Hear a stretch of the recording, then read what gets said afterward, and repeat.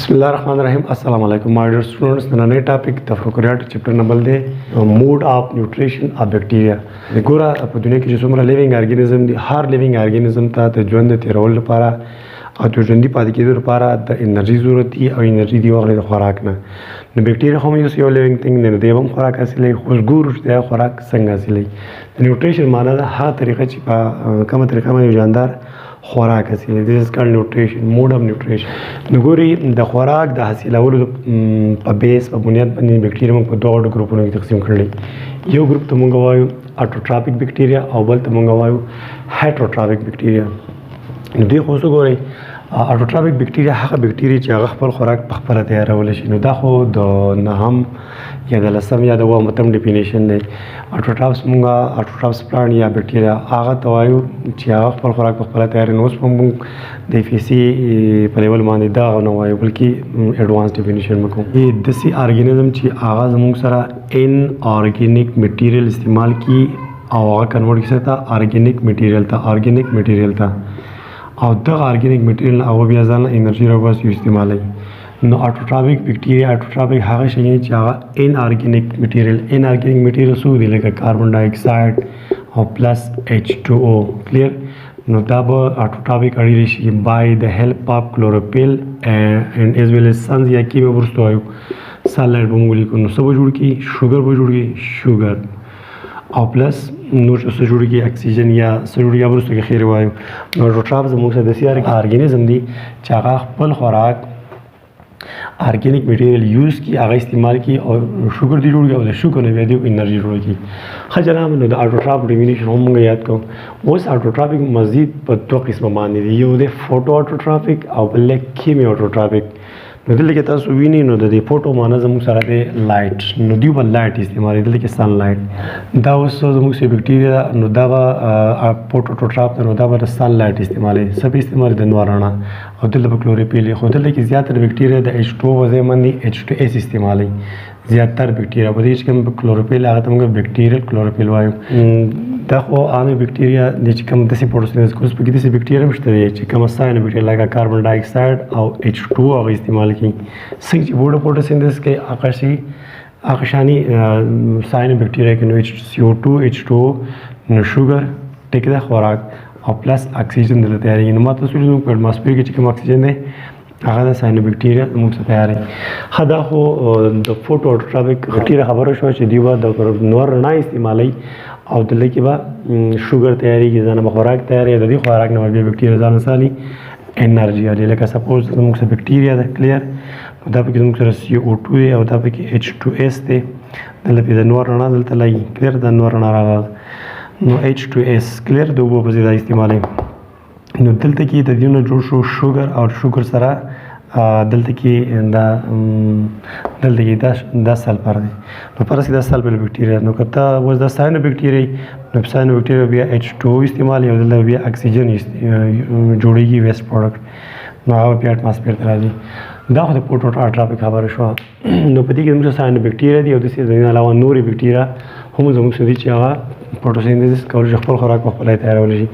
د دې نه علاوه بیا دویم چې کوم زموږ سره دی Chemoautotroph. کیمیو د دې نوم نه پته لګي. کیمیو مینس کیمیکل. د کیمیو څه مانا نه ده، کیمیو مانا ده کیمیکل. لکه دوی بس کیمیکل استعمالوي او دا هغه کیمیکلو په مدد سره دوی خپله انرژي استعمالوي. لکه ګورئ لکه کیمیکل زموږ سره ده NH4 امونیم یا H2S که هر څه شی دی دا دیو که اکسیډایز کړي، د دې وکړي اکسیډیشن. چې اکسیډیشن وشي نو د دې نه انرژي به جوړېږي که نه انرژي. دا انرژي څه جوړه شوه چې دا انرژي جوړه شوه په Chemoautotroph خبره ته کوم. نو دلته کې به کاربن ډای اکساید او H2S وي که نه H2S. نو دلته کې د دې دپاره د انرژي ضرورت هغه انرژي به دا راشي، د دې کیمیکل نه د انرژي راغله، په دې کې د نور نه انرژي راتله او په دې فوټوسنتیز کې د دې کیمیکل نه دا NH4 یا بل داسې ان ارګینیک کمپاوند دی هغه اکسیډایز شو، اکسیډیشن وشو، انرژي جوړه شوه، هغه انرژي راغله په دې کې او دلته خپل کلوروفیل. نو دلته جوړ شو شوګر کلیر، شوګر او پلس که H2S جو خامخا دلته به سلفر جوړېږي. نو دا د Chemoautotroph بکټیریا خبره شوه. Chemoautotroph د بکټیریا داسې بکټیریا چې هغه بس کیمیکل استعمالوي او رڼا باندې استعمالوي. اوس په پسې موږ دویم نمبر نورې بکټیریا وایو چې د هغې بکټیریا نوم دی Heterotrophic Bacteria. نو دا هیټروټروفیک بکټیریا داسې بکټیریا دي چې کوم ان ارګینیک کمپاوند هغه به دوی په خپله نشي کنورټ کولی بل شي ده. بیا موږ د ډیفینیشن خبره کوو. هیټروټروفیک بکټیریا داسې بکټیریا چې هغه به د ان ارګینیک کمپاوند لکه CO2 یا H2O یا NH4 وغیره دا به دوی نشي کنورټ کولی ارګینیک کمپاوند ته نه به شي. دوی کې دا صلاحیت الله پاک نه ایښودی.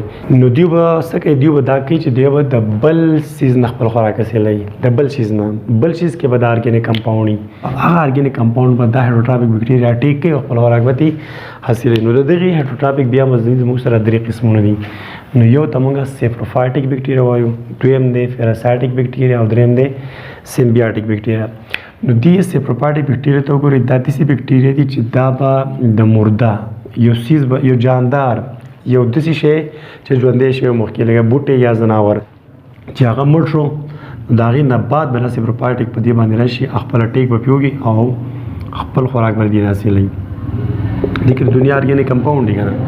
د سیپروفایټیک بکټیریا زموږ په ژوند کې ډېر زیات اهم کردار دی. داسې کردار دی چې هغه د هغې قیمت هم نشته. لکه زه به تاسو ته ووایم لکه لیټ سپوز دا زموږ دنیا ده، دنیا کې دا فرض کې دا یو شی مړلی، هر څه شی دی چې یو جاندار مړلی. که فرض کې دا سیپروفایټیک بکټیریا نه وي او دا راتلی نه راتلی په دې باندې اټیک نه کولی چې دې خپل خوراک نه حاصلوي، نو دا سیز دا مړ سیز به دا ټول عمر په دې ځمکه باندې پروت وي او دا هر څه به ډک پراته وي. څومره ځناور چې مري یا بوټي مري، بوټي مطلب چې راولېږي هغه مړ شي، نو دا به ګوره ستاسو ونه د ونې چې کوم پاڼې راولېږي یو شی بل شی راولېږي، تاسو یو څو ورځې بعد وینئ هغه به نه وي، هغه څه شو چېرته لاړو. په هغې باندې دا سیپروفایټیک بکټیریا راشي اټیک وکړي، خپل خوراک دې حاصلوي او دغې سره سره دا ټول شی ختم کړي. نو ګوره په دې کې خو یو تاله صفایي وکړه، صفایي سره سره ځمکه صفا شو، دې سره سره دلته چې کم نایټروجن دی په دې اټماسفیر کې، دې ځل څه خبره کوم، دا نایټروجن ګوره دې بوټي له راغی او دا بوټي دې ډایرکټ دا نه شو حاصلولی، دلته بکټیریا دا کار کوي. هغه ځانه بکټیریا دی، موږ د هغې بکټیریا سره کار نشته، موږ د سیپروفایټیک بکټیریا خبره کوو. دا نایټروجن پیکس کو دې بکټیریا دې بوټي له ورکو، دې بوټي کې دا نایټروجن وسته دی بوټي نه چېرته بل انیمل واخیسته، بل ځناور. کلیر؟ نو یا دا بوټی مړ شو یا دا ځناور مړ شو، نو په دې کې څوک دی؟ نایټروجن. نو دا نایټروجن په دې کې دی. نو فرض کا چې دا سیپروفایټیک نه وي او دې دا خوراک نه راایستې، نو دا نایټروجن به ټول عمر په دې کې پروت وي. نو ستاسو په اټماسفیر کې د نایټروجن کمی راتلی، ستاسو په اټماسفیر کې 78% نایټروجن دی، ډېر زیات ضروري شی دی که نه نایټروجن، الله پاک ځکه ډېر زیات پیدا کړلی. نو دا نایټروجن د پرسنټیج به ورو کمې دی، خو دا بکټیریا زنده باد. دا بکټیریا راشي دا ارګینیک څومره شی چې مړه دي دا به د دې به توړ پوړ وکړي او دا نایټروجن به واپس راوځي او دلته کې دا 78% به ستاسو برقرار وي. خلک دې نه علاوه بیا دی پیراسایټیک بکټیریا. پیراسایټیک بکټیریا هغه چې ژوندي څیز نه خپل خوراک حاصلوي، لکه مطلب په تا باندې بکټیریا اټیک وکړي، لکه ستا خېټه خرابه شي ډیو ټو بکټیریا یا مطلب ټیبرکلوسس، چاته ټي بي مرض یا نمونیا وغیره، دیز آر ډفرنٹ بکټیریا. نو دغه مختلف چې کومه بکټیریا ټیبرکلوسس یا نمونیا وغیره بکټیریا دا زموږ سره داسې پیراسایټیک بکټیریا دي. پیراسایټیک بکټیریا د زنده څیز نه خپل خوراک حاصلوي او دا پیراسایټیک بکټیریا بیا پیلوي پیتوجینیک وي. پیتوجینیک او پیتوجینیک هغه ته چې هغه به بیماری کاس کولی شي، هغه به ډیزیز لګولی شي، بیماری به لګولی شي. دا پیراسایټیک بکټیریا په انیملز کې هم بیماری لګولی شي، په انیملز کې، په هیومنز کې هم شي، په انسانانو کې او په پلانټس کې هم لګولی شي. د دې نه علاوه بیا زموږ 3 نمبر دی سیمبیاټیک بکټیریا. سیمبیاټیک بکټیریا هغه بکټیریا ګور دا خو پیراسایټیک وي که نه، چې دا بس یو جاندار ته به ټیک ټاک نقصان رسوي، دښمني به وسوي. او سیمبیاټیک بکټیریا هم بکټیریا دا بس یو جاندار شي به اټیک کوي، لیوینګ ارګانیزم به اټیک کوي. ګوره بکټیریا چې په چا باندې اټیک کوي که نه هغه کس ته موږ هاسټ وایو، هاسټ مطلب کوربه، او دا بکټیریا د سره دا ګیسټ دی. نو په دې پیراسایټیک دا بکټیریا چې کوم په هاسټ باندې اټیک وکړي نو دا به ټیک ټاک د نقصان رسوي، مطلب بیماری به پکې لګوي. اوس سیمبیاټیک بکټیریا داسې بکټیریا چې دا به په هاسټ پرتي، په هاسټ لبورځي، یو کور لبورځي کوربه ته، خو هلته به دې تر سره نقصان نه رسوي. نو سیمبیاټیک بکټیریا حامله شي دا به چا ته نقصان نه رسوي. نو ګوره بیا سیمبیاټیک ریلیشنشپ په 2 قسمه باندې، یو دی میچویلزم او بل دی کمنسلیزم.